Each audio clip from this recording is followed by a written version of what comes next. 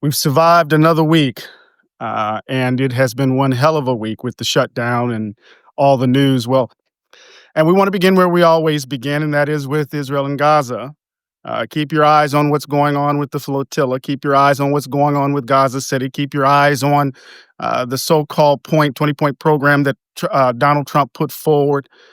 Keep your eyes on how Muslim countries are responding. Let's not fall for another, shall we say, move by Bibi Netanyahu and the Likud to undermine the peace process. We want to keep our eyes on the suffering that's happening in Gaza City and across the Gaza Strip at this point. So, um, I want to transition though to the big story here on the domestic front, and that is the government shutdown. Last time we talked, I said that we perhaps needed to think about a new strategy, a different way of approaching this, because I was so worried about the federal workers who would lose their jobs, who would lose their ability to take care of themselves and to take care of their families and the like. I was worried about the Trump administration using the shutdown to in so many ways expand executive power. That they would use the shutdown in so many ways to punish Democrats and Democratic districts and projects and the like. And it's happening. It's happening very clearly. But I think it's important for us to understand why Democrats need to hold the line. That big ugly bill, or whatever we want to call it, right, fundamentally undermines basic norms, basic social contract that Americans ought to have vis-a-vis our responsibility to each other. Just something just basic. When we think about what it's going to do with Medicaid, when we think about what's going to happen to healthcare premiums and insurance, when we think about what's going to happen to hospitals, not just simply those hospitals in rural America, because sometimes when we use the language of rural America, it's code language, as if we're just talking about white folk, right? So what we do know is that premiums will skyrocket. We do know that millions of Americans will fall off will lose their insurance. And we do know that hospitals will close. We do know that people's lives will be in jeopardy, millions of folk. So I think it's important that we understand what Republicans are doing, and they're lying through their teeth. They're lying through their teeth, y'all.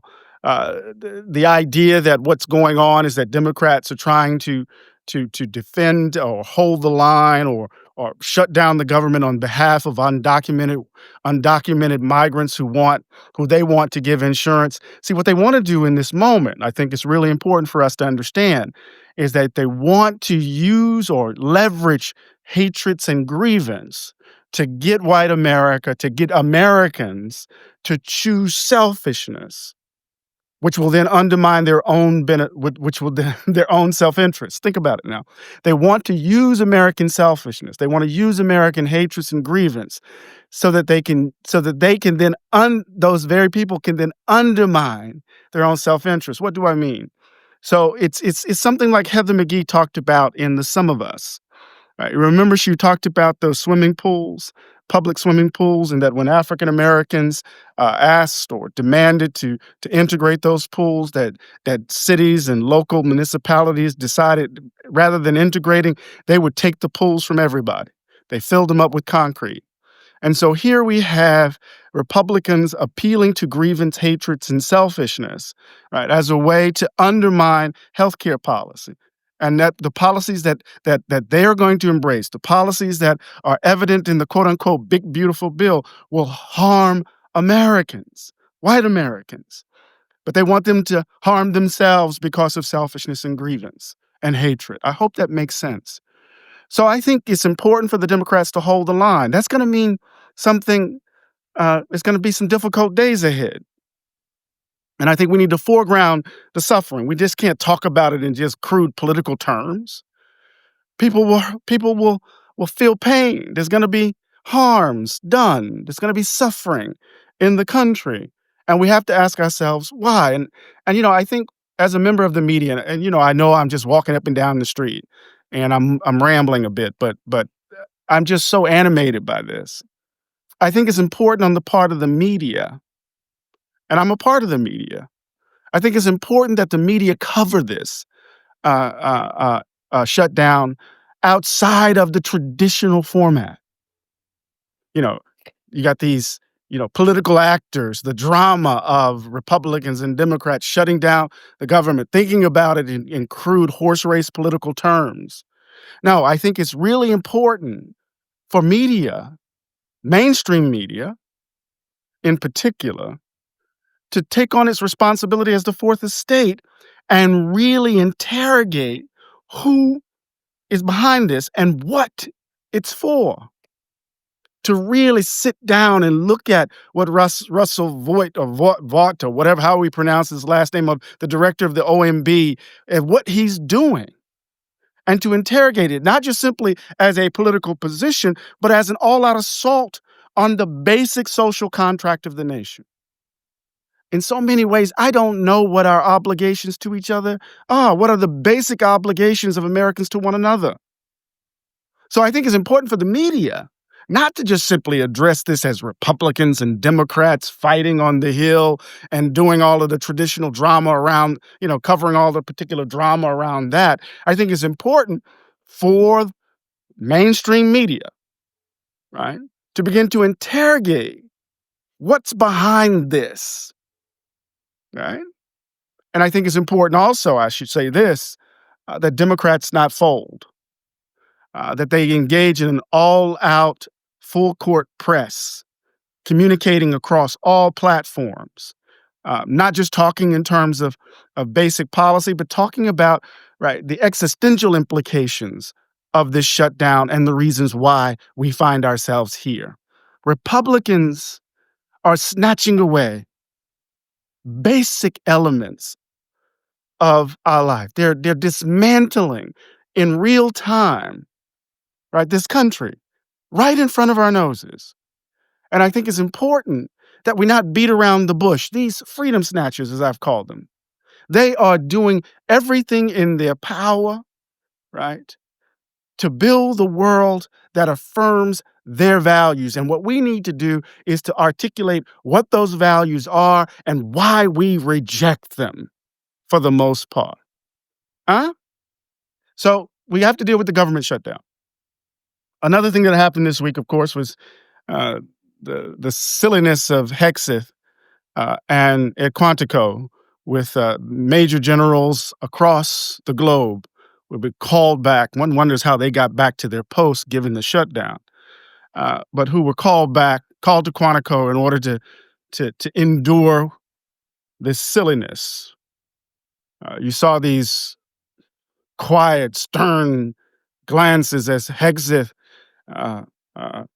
talked about fat soldiers and the woke military, the end of the woke military, waiting for applause as if, this was a campaign rally. You saw Donald Trump telling generals and chief master sergeants and the like, right, that they should think of cities as a training ground for the military. We should use some of these dangerous cities as training grounds for our military, National Guard, but military. Can you imagine? And so part of why I wanted to bring it up today was the theater of it all. This is the spectacle, the theater, the theatrics of power. And even though the generals sat there with their stern looks and the like, it really wasn't about them per se. It's about this display, right, of perhaps upbraiding generals, or perhaps this display of authoritarian power to all of us. And of course, that moment with Trump's rambling, my colleague Jonathan Lemire wrote a wonderful piece. I included it in the links here of Trump is not okay. I mean, just listen to some of what he said to the generals. Last month, I signed an executive order to provide training for quick reaction force that can help quell civil disturbances. And this is going to be a big thing for the people in this room because it's the enemy from within, and we have to handle it before it gets out of control. While America is under invasion from within, we're under invasion from within. no different than a foreign enemy, but more difficult in many ways because they don't wear uniforms. At least when they're wearing a uniform, you can take them out. These people don't have uniforms. But we are under invasion from within. I mean, think about that, y'all. Listen, just rambling nonsense. But it's not about the substance of what he's saying. It's about the symbolic value, cash value of having all of those generals in one room, right? Subservient to him and Hexeth. And for what ends? For what ends? Because you juxtapose that image in Quantico with what's happening in Chicago, with ICE raids and you know all of the weaponry used, apartment buildings, right, raided, people's lives disrupted. Right? Think about this now. In the midst of the government shutdown, in the midst of all of this harm, Hexeth and Stephen Miller and Pam Biondi will make their way to Memphis, and Stephen Miller would deliver, right, a speech that should horrify anyone who's committed to democracy. Listen to what he said. ISIS and guns that in this room, you are unleashed. The handcuffs that you're carrying, they're not on you anymore. They're on the criminals. And whatever you need to get it done, we're going to get it done. They think that they're hardcore. We are so much more hardcore than they are. And we have the entire weight of the United States government behind us. And you combine those words with the actions, with the sound of what we saw, right? The sound and the visuals of Chicago.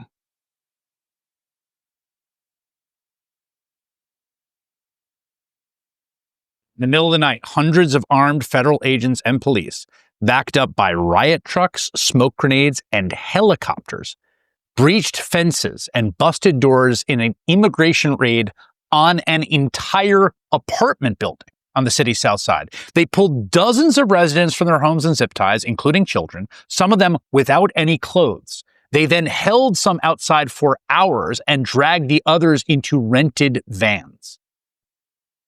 It was scary because I've never had a gun put in my face. Neighbors like Ebony Watson says they ducked for cover as they heard several flashbangs go off. They was terrified. The kids was crying. People was screaming. They looked very distraught. I was out there crying when I seen the little girl come around the corner. Because they was bringing the kids out too. Had them zip tied to each other. One of them literally laughed. He was standing right here. He said, "Them kids." We can't stand by and allow this.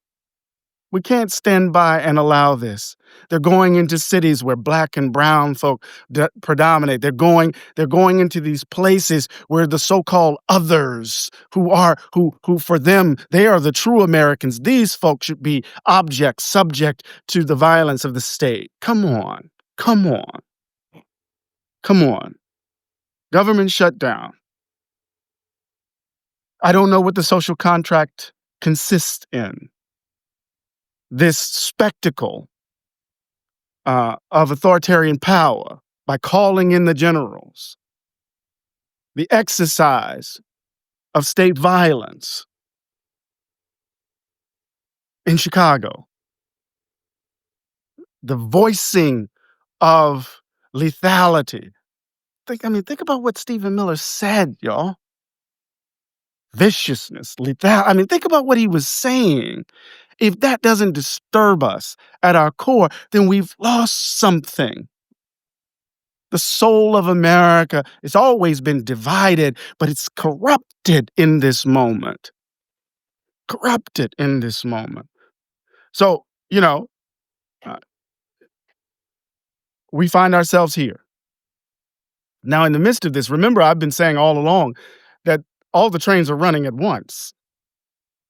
The director of OMB is licking his chops because he's about to implement all of his fantasies with regards to the Heritage Foundation's Project 2025.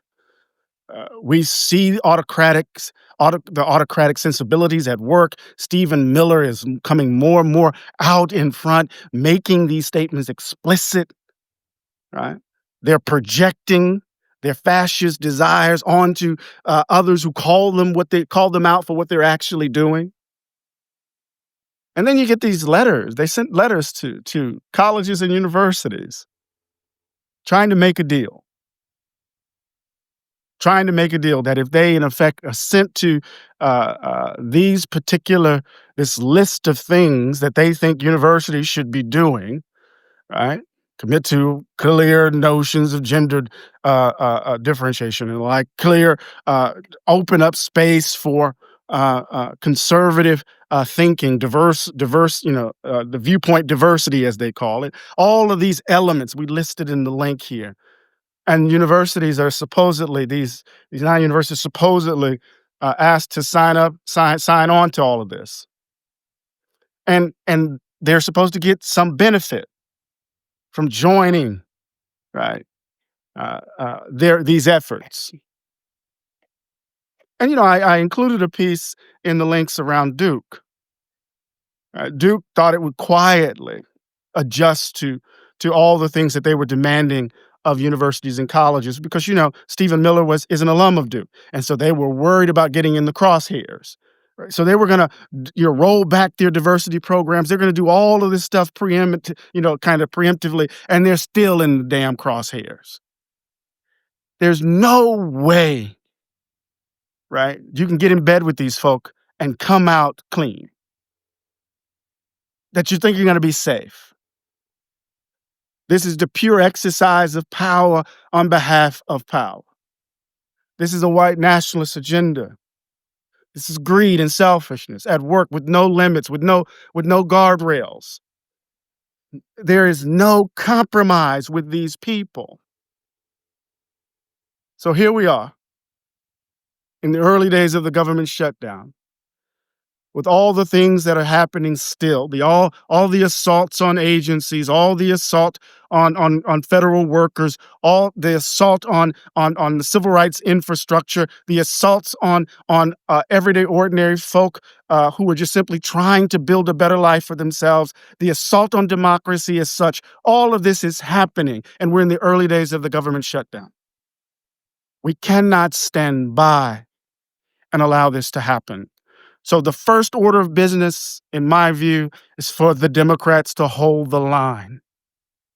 To hold the line. To not reduce this just simply to messaging. Of course, messaging is absolutely critical. But to hold the line because democracy is at stake. Democracy is at stake. Well, I hope you are patient with my rambling today. I'm going to go back and cook my mother some dinner, take her to the casino so she can play her slot machines and smile. I'm down here just for a couple of days, and I'm going to pull her close. I'm going to love up on her as much as I can. Thank you for your prayers and well wishes. Look, these are our days. We were born, each of us, you and I, we were born for days such as these. And as Frantz Fanon said in The Wretched of the Earth, each generation must discover its mission, fulfill it or betray it. Ours is today. What will we do? Well, got to fortify our spirits. We got to pull our loved ones close. We got to find the joys in the midst of the darkness. And, I'm going to play a little Bob Marley just to remind us of what we must do. Got to get up, stand up for our rights, fight for the world we want.